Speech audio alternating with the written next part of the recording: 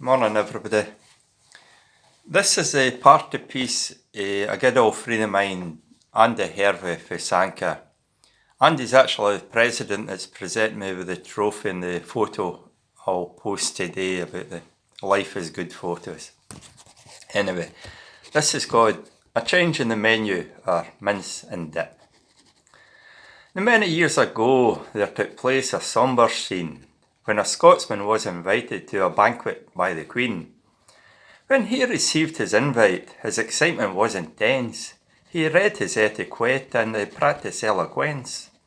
The Scotsmen all inherit the durest disposition, and many are endowed with the queerest superstition. Better friend you'll never find, nor a more determined foe, and you'll never ever change his mind, should you coax him high and low. When this one in particular to the royal feast was asked, the Queen set out a circular, no admission, if you're gassed. Well, it's clearly understood, though his name be Jock or Tam, even though he likes his food, he really loves his dram.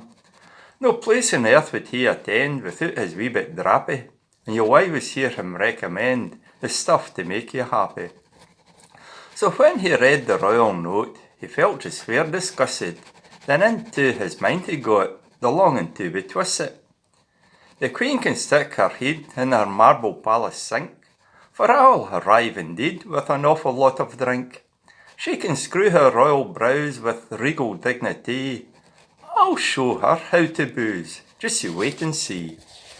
On the evening he arrived at the princely palace court, many tumbles he survived with a heavy list to port. He staggered like the Scots of old across the palace yard. The commissionaire in robes of gold was swiftly on his guard. His English eyes were quick to spot the comical situation, and warily he asked the Scot to show his invitation. This card, when sent, was very clean, in golden letters printed, and though the words could still be seen, and dark beer stains now were tinted. But it was with pride produced, from the pocket it was in. Many times it had induced the beer drops off his chin. His wiry hair stood up unkempt, and his kilt had been neglected. He was treated with contempt, but his invite was accepted. His healing heart was proud. He was full of effervescence, and solemnly he lowly bowed before the royal presence. He saw the satyr gazes of the haughty dukes and peers, like a ring of fading daisies neath the glittering chandeliers.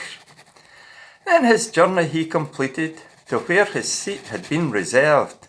Between two princes seated, his composure he preserved.